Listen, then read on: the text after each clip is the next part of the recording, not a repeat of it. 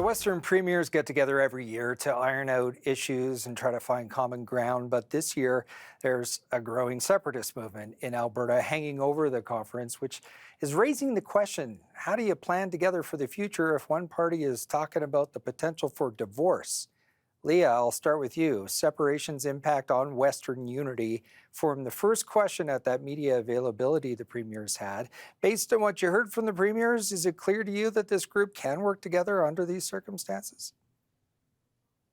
You know, they're doing their best to say the right words, and you can see that sort of come across in how they're trying to present the outcome of these meetings. At the end of the day, when you see language coming out of the Western Premiers Conference, similar to language that you saw coming out of the G7 summit with finance ministers and central bankers, a lot of stability talk, a lot of talk about economic growth. These things are completely incompatible with the idea of separation. And as long as there's a premier who is willing to, foment and continue to fuel the talks of separation, it puts a huge wrench in the idea of building any type of economic security and building national projects, which is presumably a priority for all of the Western premiers. In fact, all of the premiers are planning to talk about that in the upcoming meetings in Saskatoon. And they definitely made that point in the joint communique, which they all have to agree to. But then there are the words, as you point out, that they say that aren't agreed to. So let's talk about David Eby and some of his words, Colin. He was sitting right next to Danielle Smith, the Premier BC, and he did say that there's no worse time for this talk of separation. But that was really about it. He was far more pointed in a pre-conference interview with the Canadian press. While not mentioning Alberta by name, he said he couldn't, quote, imagine a worse time to be tacitly or overtly supporting voices that want to break Canada apart, calling those voices a small minority of cranks. How do you think that would have been received by Danielle Smith? Yeah, look, I mean, I'm not sure how the premier received it, but I don't think that when national leaders and leaders of other provinces brush off folks who have genuine frustrations with Canada and Alberta's place in Confederation, that it helps. I think it will deepen that frustration and make the noise a bit louder. I think if we want to keep the country united, which I want to, I'm originally from Ontario. I chose to move out west. I'm a very proud Canadian.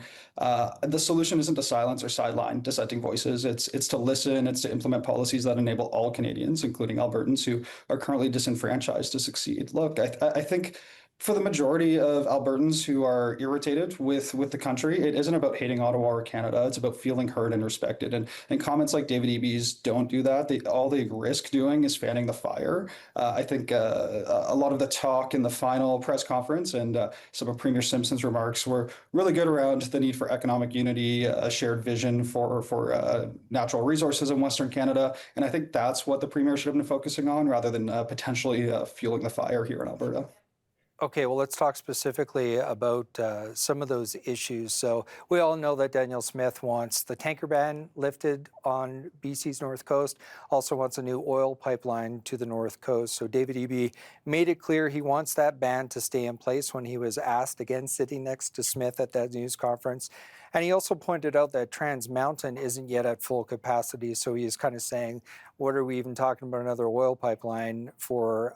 He didn't endorse that idea, didn't shoot it down entirely, but kind of said, look, if there's a proponent that comes forward, if Ottawa signs off on it, then I'll cross that bridge if I could come to when I come to it. Sounds like a referee is required, Leah. Is Mark Carney going to have a difficult time threading this needle? Perhaps. I mean, I think right now Canada is in sort of a unique position, facing a crisis that increases the political space for big projects like this. Even Eby's language is fairly soft around his willingness to consider a proponent if there were one to come forward, or a project that he were to consider. Carney has talked a lot about wanting to make Canada an energy superpower. He's talked a lot about energy corridors. Even Eby, pointed out that, he'd be interested in, like an energy corridor or an electricity grid that we could expand across Canada. So I think the question more is, what big nation building projects are the most profitable, put the most people to work, and do the most for the country, and less on the specific, is it going to be a pipeline? Is it an energy grid? Is it, like, is there a proponent? Like those are in the details. The moment right now, I think, is an appetite for big, large scale projects, which is something that Canada has a hard time doing. Well, maybe we'll hear more about the specifics tomorrow at the Calgary Chamber of Commerce. So on Friday, Canada's new Minister of Energy and Natural Resources, Tim Hodgson, is going to address the chamber. Now, this is Carney's sort of hand-picked guy. They were both investment bankers going back to their days at Goldman Sachs. Carney tapped him on the shoulder as an advisor when he was a governor of the Bank of Canada. Hodgson was also a board member of the oil patch giant Meg Energy. So you got the Prime Minister, Colin, picking a trusted friend who knows the oil patch. There is an expectation in this town that Hodgson is going to be some kind of change maker. That appointment, if that's what it's supposed to signal, and keeping things real politically, what can the minister say or do to meet those expectations?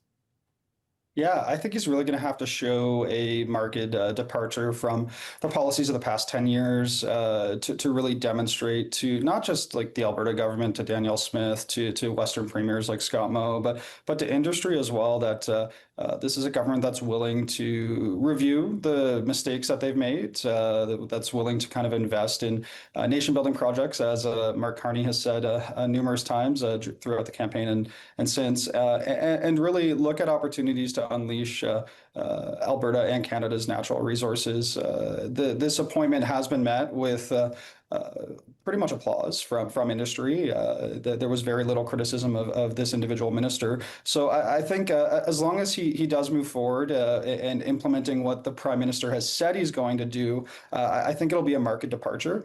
I will say we saw some remarks from Premier Simpson just at the conference today, where he said that the provinces are ready to invest in that infrastructure, and that all the provinces across Western Canada and the territories are ready to put shovels on the ground, put the money where they need to get these nation building projects are. And they put a call out to action to Prime Minister Carney to kind of put the money where his mouth was. So I think this is an opportunity for the minister to really signal that and show that the federal government is willing to start investing in these projects and unleash these nation building projects that can bolster the economy, not just in natural resources, but with infrastructure building and everything else. We're tight for time, Leah, but Smith made a point of saying, look, if Mark Carney can get on these projects, meet my list of demands, that the appetite for this separation referendum will go away. Do you buy that assessment?